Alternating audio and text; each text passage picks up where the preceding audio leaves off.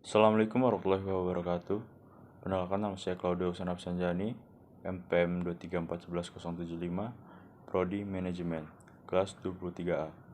Saya akan menjelaskan tentang ekonomi mikro. Mengutip buku ekonomi mikro, dasar-dasar teori karangan Muhammad Khomeini, pasar faktor produksi adalah pasar yang memperjualbelikan faktor produksi.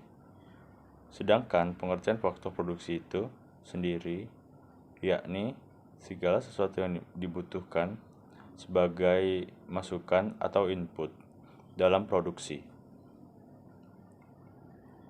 Apa saja jenis pasar faktor produksi?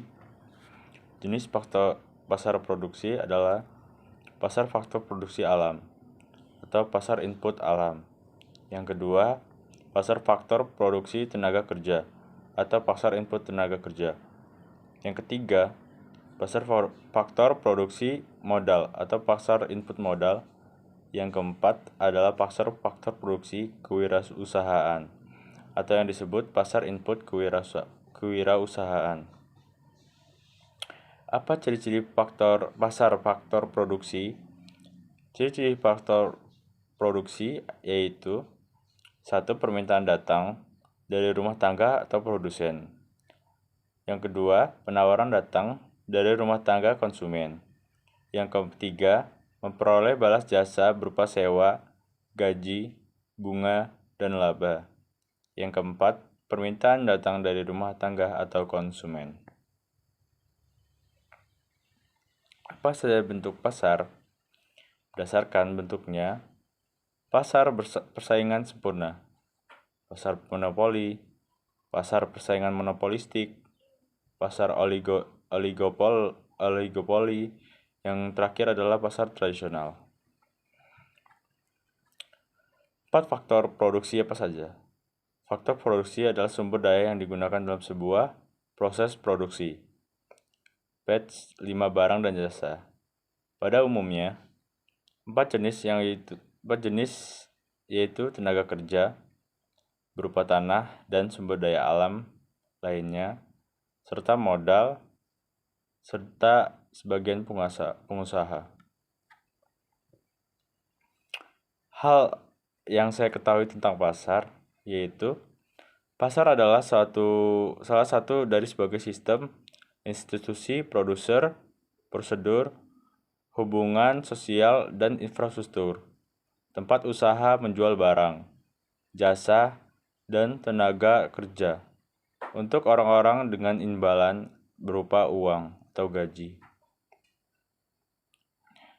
Apa tujuan utama dari faktor produksi?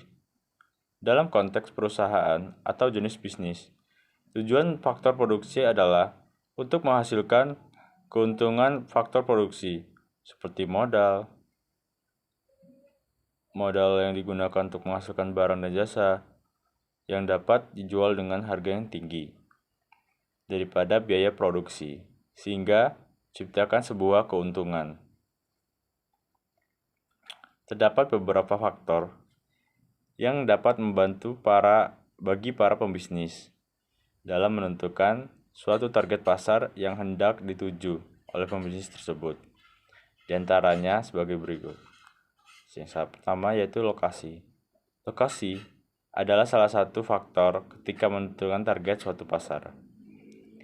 Dan segmentasi geografis. Demografi dari calon konsumen. Kebiasaan calon konsumen yaitu daya beli konsumen.